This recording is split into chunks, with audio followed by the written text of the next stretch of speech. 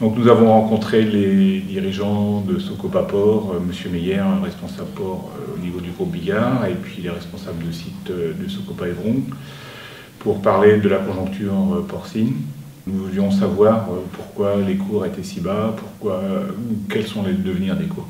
Nous avons eu une réponse sur l'historique. Donc il y avait un marché qui est très chargé au niveau européen, qui ont pesé, qui ont forcément engendré des retards d'enlèvement en début d'année et une perspective de cours qui était très faible au début d'année, qui s'est heureusement inversée avec la demande chinoise qui a explosé. Et donc qui a permis de finir une année qui sera aux alentours de 29, 30 pour 2016. Ce qu'ils nous ont dit aussi, c'est qu'il y a une baisse de consommation globale au niveau. On leur a demandé les solutions face à la crise et comment ils voyaient ça. Donc ils nous ont parlé de segmentation, donc chose que bon nombre d'abattoirs font. Ils nous ont dit que ça allait certainement être plus prenant et plus demandé au niveau de leurs clients, donc les salaisonniers ou les GMS. D'aborder le prix de revient est plutôt compliqué. Pour nous, c'est très simple, mais pour eux, c'est plus compliqué parce que ça les dévoile beaucoup au niveau des ventes, au niveau des GMS et de la salaisonnerie. Pour l'avenir, sur le long terme, ils sont relativement optimistes parce qu'ils estiment que les cours vont certainement être meilleurs sur 2016 qu'ils n'étaient sur 2015.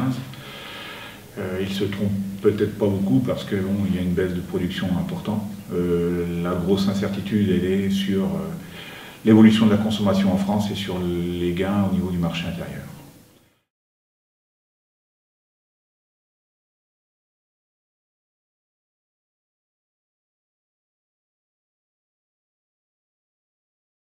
Le jeudi 10 novembre, Jean-Pierre et Benoît Faucon ont accueilli sur leur exploitation laitière le président de région Bruno Retailleau. Jean-Pierre et Benoît Faucon ont expliqué l'extension de leur bâtiment pour un coût global de 160 000 €, dont 115 000 € éligibles aux aides PCAE. Le bâtiment est passé de 400 à 800 mètres carrés. Une présentation a été faite par Jean-Marc Pilet de la Chambre d'agriculture et Florence Desillières, conseillère régionale. Florence Desillières et Bruno Retailleau ont rappelé la baisse de la dotation de l'État qui se traduit par une diminution des fonds FEADER. En 2015, 228 dossiers ont été acceptés avec PCAE en Mayenne pour une moyenne de 38 000 €. L'âge moyen du nouvel installé en Mayenne est entre 28 et 29 ans. 85% ont été salariés avant. L'installation moyenne en individuel est de 421 000 €, en GAEC 488 000 € et en EARL 465 000 €. Globalement, le coût à l'installation est en augmentation en raison des exploitations de plus en plus grandes et du foncier élevé. Martial Planchard, de la Chambre d'agriculture, a détaillé l'aide apportée par la Chambre auprès des agriculteurs en difficulté dans le cadre d'un partenariat avec le Conseil régional. 98 dossiers sont suivis depuis 1 an et demi sur une estimation de 300 exploitations en grande difficulté financière.